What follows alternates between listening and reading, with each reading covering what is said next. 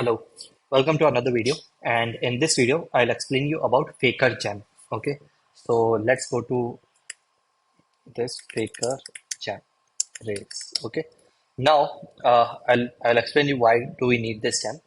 So whenever we start any project in our development, what happens is, for example, if it's a blogging website.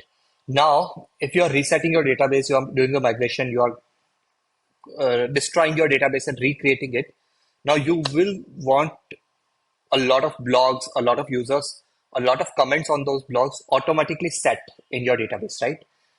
For that, all that data is fake data. Now, how do you create that fake data? There are two types of ways.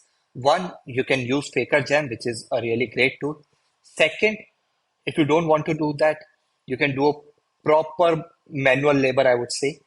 Create a migration file in which you are doing those migrations. Basically, in these migration files, we are creating the table. Similar to that, you can add entries to the table, right? So you can add a migration file so that whenever you reset the database, whenever you recreate the database, that migration file will get run, and all the database will uh, get added. Now, the problem with this kind of thing is if you do it in migration file, then when you post this entire code on your server, these migrations file will take place in your production environment also. And there we don't want the fake data. We want only real data. And that's why doing it in migration file doesn't work there. If there is something which you want to do on the server side, then only it makes sense to do them in migration file. So what's the alternative? Using the faker data in seeds.rb file. I'll give you one example using uh, without faker gem. Okay, for example, let's do it something like this. Let me open Rails C user.all. We have no users currently, product.all, and we have no product, right? So let's create a user. User1 is equals to user.create email, which will be, let's say, test1@gmail.com, and password will be, let's say,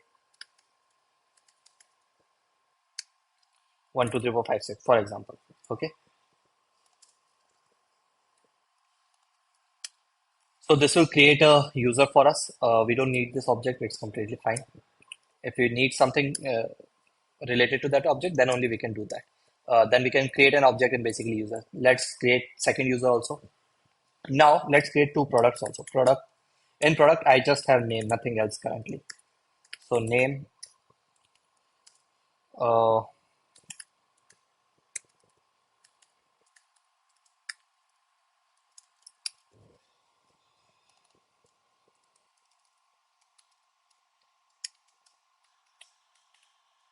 okay. So I've created two products and two users.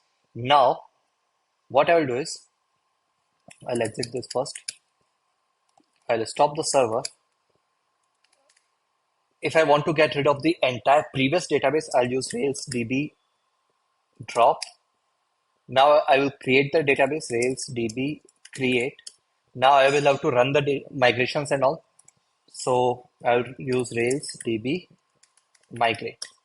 Okay, clear. Now let's start the console user.all. We can see there are no users. Now use Rails DB reset. Okay, mostly it will not work because we are working with database and we have another instance open here. So we'll have to exit this, and now we will have to rerun this. Now it worked, great. Validation failed. Password was previously appeared in the data breach. So basically we are getting this error. But why are we getting this error? Because we are using password here, right? And this password is something that we have used in data breach. You can see my previous gem related video why this error is coming. But I'll have to use some unique password here.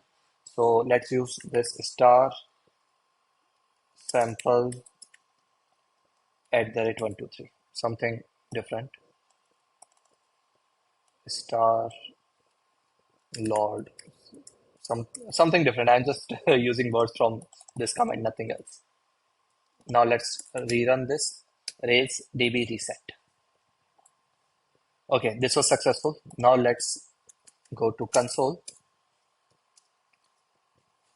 and user.all, and we can see there are two users, user 1, user 2, great, product.all, and we can see 2, great. Now what if we have to create, let's say, hundreds of products?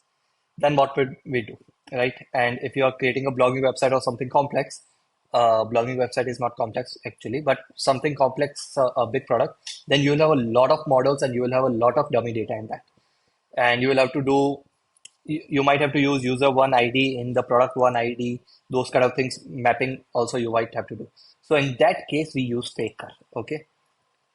So let's go add this. You simply have to add, where is it? Rails this.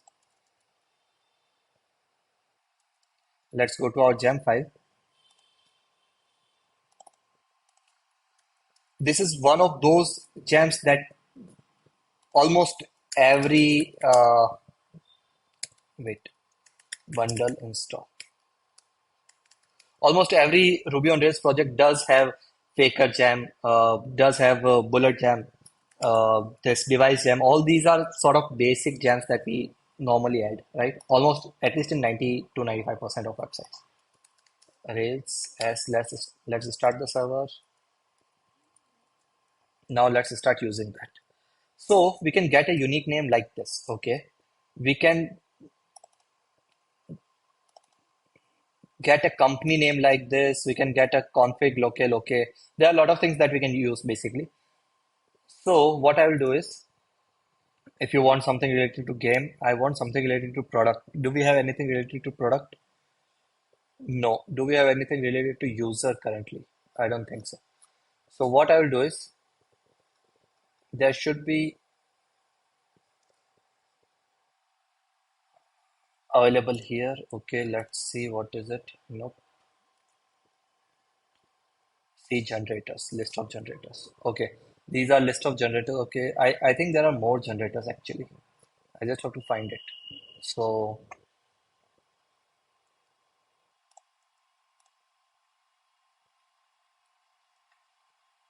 travel, sports, religion, codes, music, movies, locations, this, internet, this, creatures, default.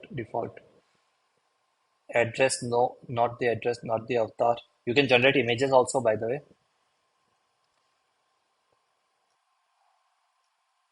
Profile or user. I need email related thing.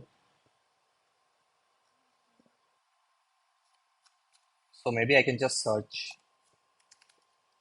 email and we can get this and it will give us an email like this. Okay. So it's an internet.rb.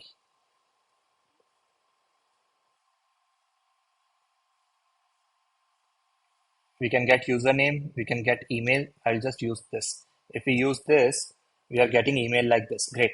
So I just need random emails, right? So what I will do is 100 dot times do, and now in this I just have to call it once. User dot create email. Now instead of this dummy email, I'll use faker internet class and inside that email. Okay, and it will give us this. Same for password. For password, let's see. Is there a password related thing? Yes, we do have a password related thing also, and it's part of that internet, same internet thing. We can mention the minimum length also. So I'll mention minimum length as 6 because that's what device suggests by default. So this way we are able to create 100 users, and similarly, I'll create product also. Create name. I'll name the product. Finding a product name would be a bit hard. So what can I use for that?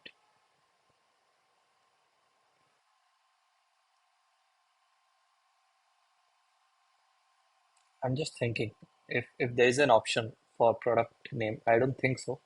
There are a lot of other things. Maybe I can use vehicle. No, it is generating vehicle number, I think. Nope, we don't need that. Uh, team. Yeah, let's just use team. I know it's not the product name, but for our case, it should be fine. Faker team dot team class dot name. Okay, this will give us the name. Now, again, what I'll do is very simple. Rails db reset. I don't have to drop it and anything because I haven't done any database migration, all those things. This will take time because these steps are occurring hundreds of times. Maybe I could have shifted this actually. For now, let it work, but I could have created, I could have shifted this product inside this 100 times loop only directly. Okay. So based on the length of seed data that you have, your time required to set up this database will keep on increasing. Okay. And if you're working with images, if you're setting up images, it will take much more time. Okay. And if it takes much more than this and I run out of words, then I will have to stop this and reduce this number from 100 to 50 or something like that. So let's wait for 5 more seconds. Let's stop this. And let's make it 20 because this is just for demo purposes. You also know this thing. And let's run this loop. Rails db reset. Let's do this. 20 times should not take this much time.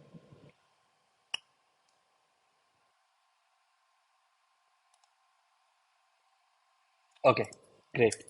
Now let's check this in our database, Rails console. There should be 22 products and 22 users because we have these users also, right?